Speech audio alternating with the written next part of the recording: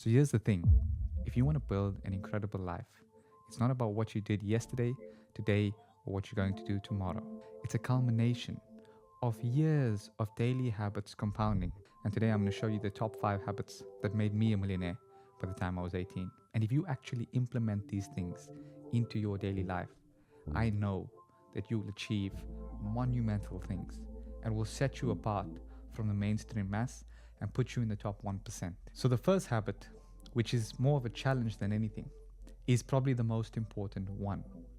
And that is to speak to new people. Because you're not just going to stumble upon luck, but you can increase your chances of getting it. Now, let me tell you what I mean by speaking to new people and making it a point to actually go out there and find people to speak to. So this applies to everything. This could mean you could be taking the public bus and you make it a point to speak to someone on the bus. Start up a conversation, build your conversational habits, and improve it every single day. Because people don't buy products, people buy people.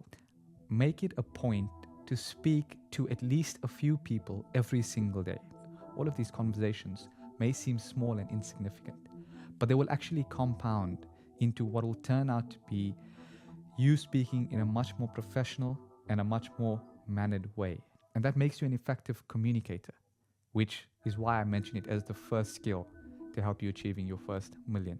I knew there are certain skills in life that if you learn early enough, it will pay you dividends for a long time to come. Speaking is one of them. And that's why it's the first point on how to actually make your first million. So the next daily habit that made me a millionaire by 18 is actually a concept called misogi. Now, this is also known as the 100-hour rule. And the 100-hour rule states that if you want to become an expert in any discipline, across any field, you just need to spend 100 hours a year doing that discipline. Now, what that means, 100 hours may sound like a lot, but if you actually break it down into daily habits, which is what we're doing now, it actually comes down to only 18 minutes a day. Think about it. 18 minutes a day, that's extremely doable for anyone.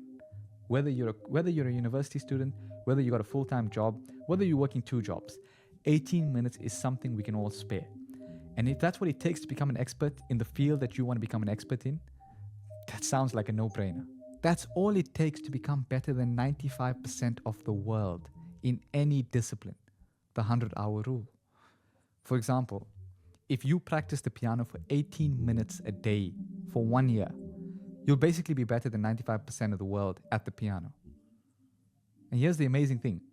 18 minutes a day is actually 109 hours a year.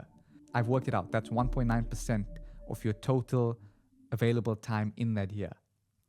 So you gotta actually ask yourself the question: are you prepared to give 1.2% of your year to focusing and developing the skill that you want to be the best at? And if the answer is no, then you should probably stop watching the video now, because we're talking about a lot more than 1.2%. This is just the barrier to entry. And if you can do that, you'll be the best in your given field. Third habit that made me a millionaire by 18 was choosing the right vehicle based on my given age and my given skill set. And here's what I mean by that. I'd say the main reason that I was able to found as many companies as I did and be where I am today is because I didn't skip the process. I would know if they ran into a problem, I would know what they're doing wrong. If they gave me a certain strategy or plan for the year, I would be able to tell them if they should alter course and pivot, or if they should stay on that, or if they are on the right track. And these mini learning experiences were so important and so valuable to me. Even though I wasn't necessarily doing it anymore, the fact is I did do what they are doing. The fact is I did the groundwork beforehand, and I know exactly what their plan is and how they think, because I was in their shoes a few years ago. Another point is, in one of my businesses, I spent a significant amount of my time focused on the DevOps and the development team of the business. Even though it wasn't necessarily in the best financial interest of the business, I did it so that if and when a time comes where my employees are looking to me to make a decision that would be best for the company in a development aspect, I would be fit enough to answer it. It wasn't quick, it wasn't instantaneous, it took time, but I started hitting numbers that I wasn't hitting before. And that's because I understood every single aspect of the business very intimately. So anytime you're faced with a problem that you think is beneath you or that it won't concern you, don't. Choose the right vehicle to get to where you want to be. And that may mean making certain checkpoints that you don't want to make. But those checkpoints will add up and they will eventually help you reach your goal faster than if you skip them. So the fourth habit that helped me reach my first million by 18 was realizing that passive income is a lie. This is the lie that you see perpetuated online about making money in 2025. Let me break it to you. There's no such thing as true passive income from your business. Now, this goes back to a concept that we call entropy. And entropy states that everything eventually evolves into a lack of order or predictability, basically a gradual decline into disorder. And this applies perfectly to business or making money. Everyone has this idea about building online businesses where you can just build a business once and then you're free and you can continue and sit back while passive income comes rolling through. But that is a lie. It is a lot of people's lives. For a few weeks, maybe a few months, maybe even a year. People do actually live that passive income lifestyle. But here's the thing. Remember that entropy thing we were talking about a few minutes ago? It catches up. Remember, just like in life, whatever plants you don't water will eventually die. A business is a living, breathing organism. If you don't look after it and you don't maintain it, it will end up declining. And keep in mind, a stagnating business is a declining business, always. Your business has to be on the up and up. It has to be growing, it has to be climbing, it has to be doing better than it was yesterday, it has to be doing better than it was last month, it has to be better than it was doing last year. Month-on-month growth and year-on-year growth is extremely important for businesses in 2025. So after understanding the myth of passive income, the habit actually comes into finding one thing to do best. Now, this is a difficult question for most people, but you actually got to find the thing that works best for you and do it in an industry that you are intimately familiar with and that actually aligns with your given skill sets. Look, each of us have different skill sets. Some of us are amazing orators. Some of us are busymen. Some of us excel in intelligence. Some of us excel in numbers. Some of us excel in the creative arts. It all comes down to what your given skill sets are and how you can apply that to any business that you want to actually go into.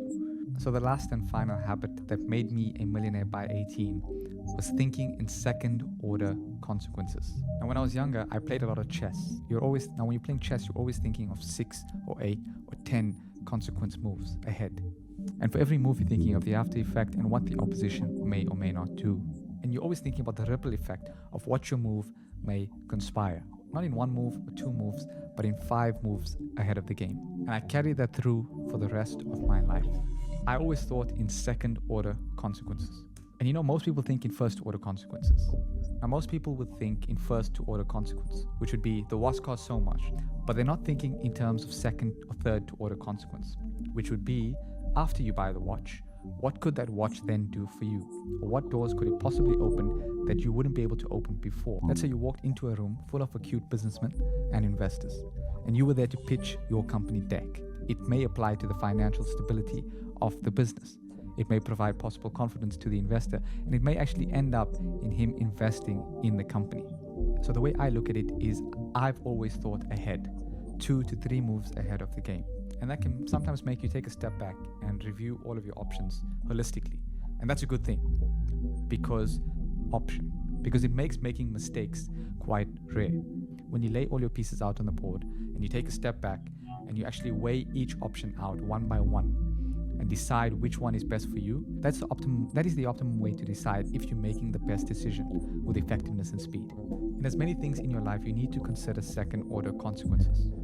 So please just understand this concept of second order consequences and implement it into your daily life every single day. So ladies and gentlemen, I hope you heed these lessons and I hope you implement them in your daily life. And just remember, I'm watching from afar as always, and I'm rooting for you to win.